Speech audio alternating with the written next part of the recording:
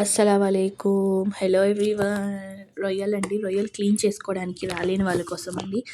ఇలా తలకాయ తోక తీసేసిన తర్వాత ఇంకా మిడిల్లో ఉంటుంది, అది కూడా తీసేసి మిడిల్లో ఇలా చాకుతో కట్ చేస్తేనే నరం వస్తుంది, కింద కూడా నరం ఉంటుందండి.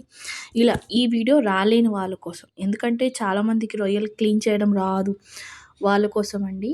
రొయ్యలంతా తొక్కు అంతా తీసేసిన తర్వాత అందులోనే గల్లుప్పు పసుపు వేసుకొని మంచిగా కడుక్కోవాలండి 3-4 సార్లు. దాని తర్వాత ఈ రొయ్యల కర్రీ అండి అందరూ విధాలుగా చేసుకుంటారు. ఇది మేము చేసుకునే ముస్లిం స్టైల్ రెసిపీ అండి. సన్నగా తరుక్కున్న ఉల్లిపాయలు, కొత్తిమీర, స్ప్రింగ్ ఆనియన్స్ అంటారండి, ఉల్లిబందు, పచ్చిమిర్చి, ఉప్పు, పసుపు, కారం, అల్లం వెల్లుల్లి పేస్ట్ ఇవన్నీ వేసుకున్న తర్వాత మంచిగా చేత్తోనే కలుపుకోవాలండి.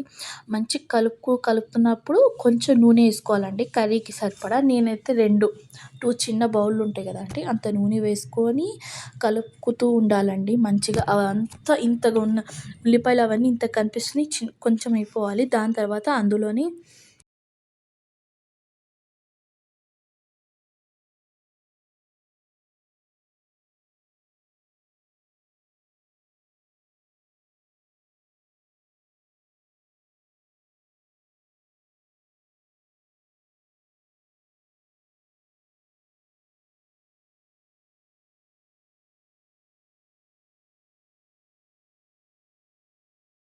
మంచిగా కలుపుకున్న తర్వాత ఉల్లిపాయలు ఇవన్నీ తర్వాత అందులోని కడుక్కున్న ఈ రొయ్యలు వేసుకొని మంచిగా కలుపుకుంటూ కొంచెం నీళ్ళు వేసుకోవాలండి. వాటర్ కర్రీస్కి అయితే ఎక్కువ పడదు, ఎందుకంటే మనం ఉల్లిపాయలు చేత్తోనే ఇలా అన్నేసాం కాబట్టి తక్కువ వాటర్ పడుతుంది. కొంచెం వాటర్ వేసేసి దాని తర్వాత స్టవ్ మీద సిమ్లో పెట్టేసి ఉడికించుకున్నాం అనుకోండి, ఆయిల్ అంతా పైన తేలుతుంది. అంతా ఈ వాటర్లోనే, కొంచెం వాటర్లోనే కర్రీ అంతా కుక్ అయిపోతుందండి.